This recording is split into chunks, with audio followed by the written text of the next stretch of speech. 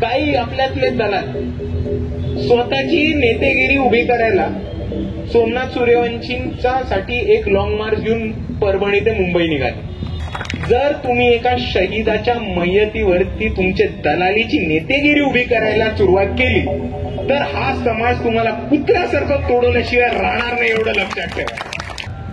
त्याच्यावर मीडिया समोर जाऊन सगळीकडे जाऊन राहिले की सोमनाथ सूर्यवंशी दलित होता, एका दलित पोराची हत्या झाली. आता या काँग्रेसवाल्यांचं आंबेडकरवादाबद्दल आकलन इतकं छोटं आहे की ह्यांना हेच वाटतं की एक माणूस आंबेडकरवादी तर तो दलितच असणार 100%.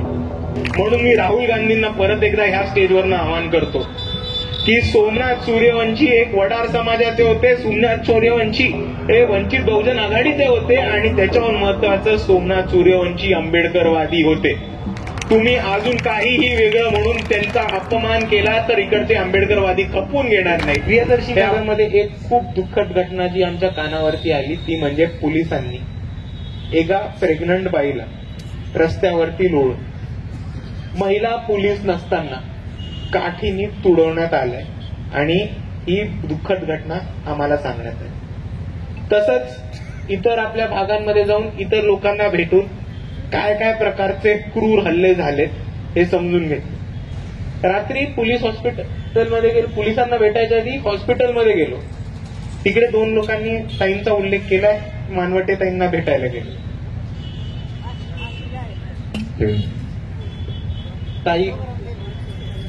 ताईंना आम्ही भेटायला गेलो. आपण सर्व ताईंना ओळखता आणि आपल्या सर्वांना माहितीये काय प्रकारचे हल्ले झाले. पोलिसांनी लेडी कॉन्स्टेबल नसताना, लेडी पोलीस नसताना ताईंच्या अंगावरती उभं राहून त्यांना मारहाण केली. तिकडचे जे डॉक्टर होते त्या डॉक्टरांनी मला सांगितलं की ब्लंट फोर्स ट्रॉमा हा प्रकार झाला. ब्लंट फोर्स ट्रॉमा म्हणजे कोणत्याही एका व्यक्तीला जेव्हा तुम्ही एका वस्तूनी मारता आणि इतकं मारता की जेव्हा केव्हा पुढे त्यांना ते आठवण येतं, त्यांना त्याचा ट्रॉमा होतो, याला ब्लंट फोर्स ट्रॉमा इम्पॅक्ट म्हणतात. हा एक आजार ह्या पोलिसांच्या वागणुकीत मधनं झाला हे डॉक्टरांनी सांगितलं. त्याच्यानंतर आम्ही कलेक्टरला भेटायला गेलो आणि कलेक्टरला भेटायला असताना इकडे वंचित बहुजन आघाडीचे पदाधिकारी सगळे तुम्हाला सांगतील की दादांतच खोटं हे कलेक्टर आम्हाला आमच्या तोंडावर बोलले होते की आम्ही कोणालाही मारलं नाही. आम्ही मानवटे ताईंना भेटलो, आम्ही कमीत कमी 100 अशा पीडितांना भेटलोय ज्यांच्यावरती पोलिसांनी लाठीचार्ज केला होता.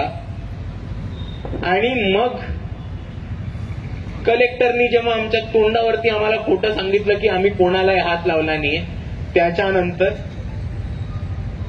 सोमनाथ सूर्यवंशींचा कस्टोडियल डेथ झाली किंवा त्यांचा पोलीस कस्टडीमध्ये मृत्यू झाला, त्यांचा मर्डर झाला.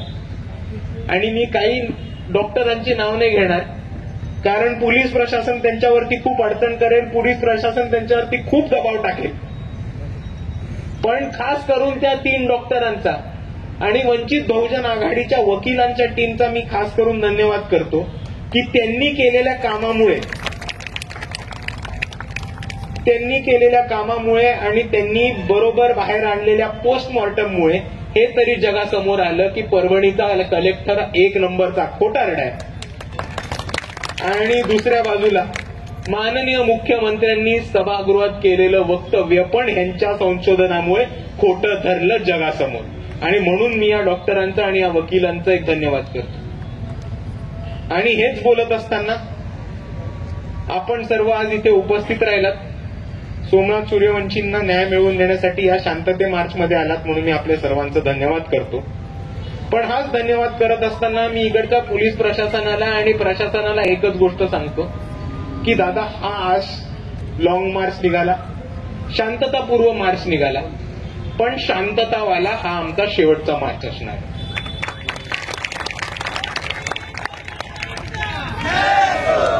याच्यानंतर सोमनाथ सूर्यवंशींसारख्या घटना घडल्या, परभणीसारख्या कोम्बिंग ऑपरेशनच्या घटना घडल्या किंवा जर सोमनाथ सूर्यवंशींना न्याय मिळाला नाही तर कायदा व्यवस्थेला जी जीत होईल त्याच्यासाठी इकडचे आंबेडकरवादी जबाबदार नसतील हे आपण सर्वांनी लक्षात. आणि दुसऱ्या बाजूला मला माझ्या बांधवांना हे सुद्धा सांगायचं आहे की सोमनाथ सूर्यवंशींच्या हत्येनंतर नवीन प्रकरण सुद्धा सुरुवात झालेली, ते पण आपल्याला सांगतो. आपल्याला माहिती असेल की परभणी ते मुंबई एक लॉंग मार्च निघाला होता की नाही? निघाला होता का? निघाला होता. तो मुंबईला पोहोचला का? नाही, मुंबईला पोहोचला नाही. सोमनाथ सूर्यवंशींना न्याय मिळाला का? नाही. पण तो मोर्चा पण पोहोचला नाही. तर नक्की काय झालं? काही आपल्यातले दलाल स्वतःची नेतेगिरी उभी करायला सोमनाथ सूर्यवंशींसाठी एक लॉंग मार्च घेऊन परभणी ते मुंबई निघाले.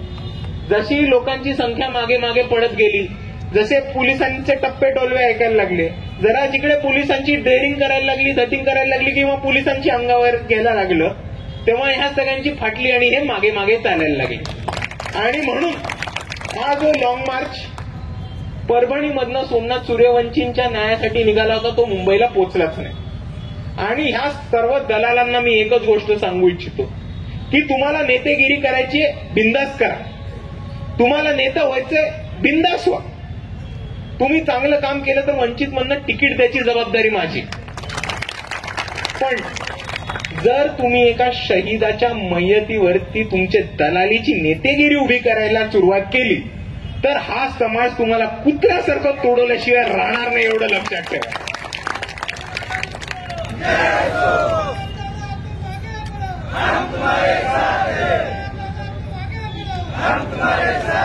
आणि दुसऱ्या बाजूला अजून एक गोष्ट आपण सर्वांनी समजून घेतली पाहिजे की आता एक नवीन वारं या देशामध्ये राजकारणामध्ये व्हायला. जेव्हापासून वंचित बहुजन आघाडीची सुरुवात झाली आणि जेव्हापासून आपण आंबेडकरवादाची ताकद परत एकदा महाराष्ट्रामध्ये उभे करून दाखवली, इथे सगळ्यांनाच आंबेडकरवादी बनायचं आता खूळ सुटलं. आणि त्याच्यामुळे आपल्या चळवळीचं नुकसान होतं हे सुद्धा आपल्याला समजून घेतलं पाहिजे. ज्या पक्षांनी बाबासाहेबांना भंडारा गोंदियामध्ये पाडलं, ज्या पक्षांनी बाबासाहेबांना मुंबईमध्ये पाडलं, ज्या पक्षांनी बाबासाहेबांना भारतरत्न द्यायला इन्कार केला, त्या पक्षाची लोक आज सगळीकडे बाबासाहेबांचा फोटो घेऊन फिरतात, निळे टी शर्ट घालून फिरतात. आणि आपण बघितलं असेल की सोमनाथ सूर्यवंशींच्या हत्येनंतर ही लोक सोमनाथ सूर्यवंशींच्या घरी सुद्धा आली होती. याच्या आधी कधी आपण राहुल गांधींना परभणीमध्ये बघितलं होतं का? या घटनेनंतर आली. त्याच्यावर मीडिया समोर जाऊन सगळीकडे जाऊन राहिले की सोमनाथ सूर्यवंशी दलित होता, एका दलित पोराची हत्या झाली. आता ह्या काँग्रेसवाल्यांचं आंबेडकरवादाबद्दल आकलन इतकं छोटं आहे की ह्यांना हेच वाटतं की एक माणूस आंबेडकरवादी तर तो दलितच असणार 100%. आणि काँग्रेसची भूमिका हेच चालू आहे की सगळ्यांना दलित ठरवून प्रत्येकाला दलितत्वाकडे घेऊन जाऊन काँग्रेसी बनवणं. पण दुसऱ्या बाजूला हा एक वंचित बहुजन आघाडी बाळासाहेबांचा पक्ष असा आहे जो कोणत्याही जाती समूहातनं असला तरी त्याला आंबेडकरवादाकडे घेऊन जायचं काम करतो आणि त्यातले एक सोमनाथ सूर्यवंशी. म्हणून मी राहुल गांधींना परत एकदा ह्या स्टेजवरनं आवाहन करतो की सोमनाथ सूर्यवंशी एक वडार समाजाचे होते, सोमनाथ सूर्यवंशी हे वंचित बहुजन आघाडीचे होते आणि त्याच्यावर महत्वाचं सोमनाथ सूर्यवंशी आंबेडकरवादी होते. तुम्ही अजून काहीही वेगळं म्हणून त्यांचा अपमान केला तर इकडचे आंबेडकरवादी खपवून घेणार नाही, हे आपण समजून घेतलं पाहिजे. आणि दुसऱ्या बाजूला आपण सर्वांना एक गोष्ट ठरवलं पाहिजे की आपल्या समोर दोन पर्याय आहेत. एका बाजूला एक जे दलित म्हणून आपल्याला दलितत्वाकडे घेऊन काँग्रेसकडे घेऊन चालले आणि दुसऱ्या बाजूला एक आहेत जे सगळ्या जाती समूहांना एकत्र करून आंबेडकरवादाखाली घेऊन चालले. आपल्याला कोणता पर्याय पाहिजे? आणि म्हणून मी आपल्या सर्वांना एवढीच विनंती करतो की आज हा शांतता मार्च झालाय आणि आपल्या सर्वांना माहिती आहे की लॉंग मार्च पोचो कोणी खोटी सहानुभूती देव सोमनाथ सूर्यवंशींसाठी न्याय मिळवण्यासाठी बाळासाहेब आंबेडकर हे स्वतः मुंबई हायकोर्टाच्या औरंगाबाद समोर स्वतः वकील बनून उभे राहिले आणि सोमनाथ सूर्यवंशींना कोर्टाच्या मार्गात रस्त्याच्या लढाईत न्याय मिळवून देण्याचं काम हे वंचित बहुजन आघाडी सतत करत राहील. ताई, आम्ही कायमस्वरूपी तुमच्या बरोबर आहोत. बाळासाहेब आंबेडकर वंचित बहुजन आघाडीचे सगळे तळागाळातले कार्यकर्ते हे तुमच्या बरोबर आहोत आणि आजपासून आम्ही सर्व तुमच्या बरोबर आहोत. म्हणून तुम्ही काळजी नका करू. काही लागलं तरी हक्काने आम्हाला सांगा. तुमचा परिवार खूप मोठा आहे, तुम्ही काळजी नका करू.